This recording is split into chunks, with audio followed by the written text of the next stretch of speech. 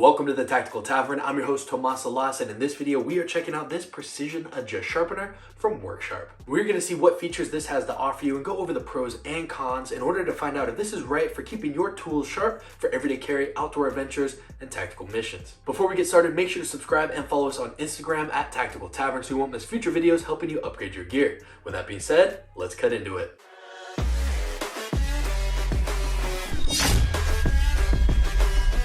This Precision Adjust Sharpener is a guided tool sharpener, meaning it takes away a lot of the guesswork and you have the most amount of control over the amount of material that you're removing. Now, sometimes that cannot be the case with any electric sharpeners.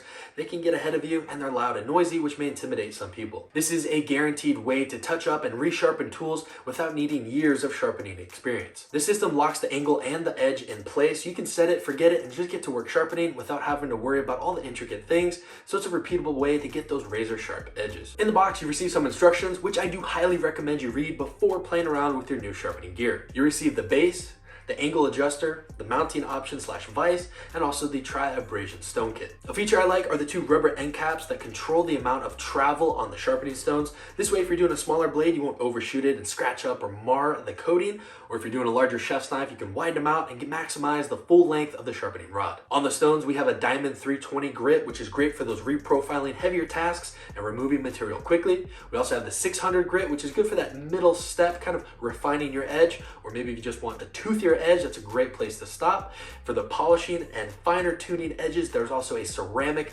and I love this for getting that glassy razor edge on there. The ceramic's also great for taking off that final burr and really honing up your blade, or simply just maintaining your edge if you're just doing light touch-up work. This system is super easy to set up and takes little to no time at all. Start with something super soft and lower end, so I recommend AUS8, D2, 14C, 28N, anything in that budget tier range is going to be a great place to learn on. This way, you're not getting super frustrated having to raise a burr, reprofile things. It's going to be a headache. Learn with the soft stuff and then graduate on to those harder, tougher steels. The clamping system is very easy to use. I do recommend, though, a fast way to set it up is drop it down and then it'll flare out the edges so you can simply pop your knife in, screw it down so it's tight and not going anywhere. And that's also due to those rubber pads in there to help give you some extra traction so you don't have anything slipping up on you. Inserting it back in, you'll see a white dot on the top. Now that's great for the edge alignment, telling you your handle should be to the right because this does flip over.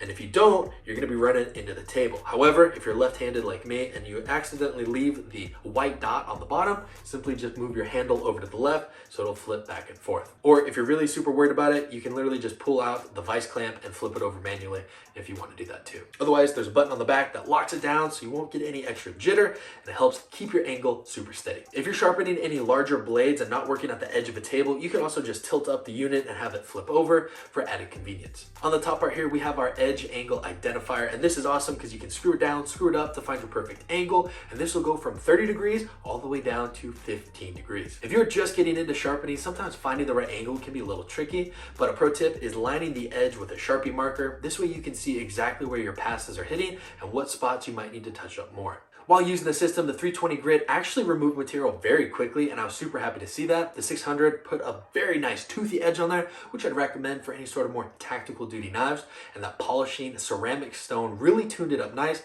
as you can see here with our sharpness test. Using paper is a great way to get some feedback on how well you did sharpening. That way you can see if there's any rips or tears in the paper. That area on that knife may need a little bit more polishing to take off the rest of the burr. Now, while using this, I also found a couple of things that I'm not the biggest fan of, one of which is that because it's super light, it can move around on you, so you may want to clamp it down or just ensure that you're holding it with your other hand for added stability. And also because it is a little bit on the lighter side, you do want to use extra caution while flipping your blades over, especially on the longer variety. A pro and a con is the time. This does take a little bit more time to sharpen on than an electric sharpener like the MK2 tool sharpener, but you have much more control and refinement, and you're removing way less material, so you'll increase the life of your knife by not taking off so much metal. A small detail is that I'd love a way to store the rod so that way it's not just flopping down on your workspace, and that way it makes it a little bit smoother to transition between going back and forth on the different edges. All of that being said, this Precision Adjust Sharpener is something I highly recommend to people just getting into sharpening.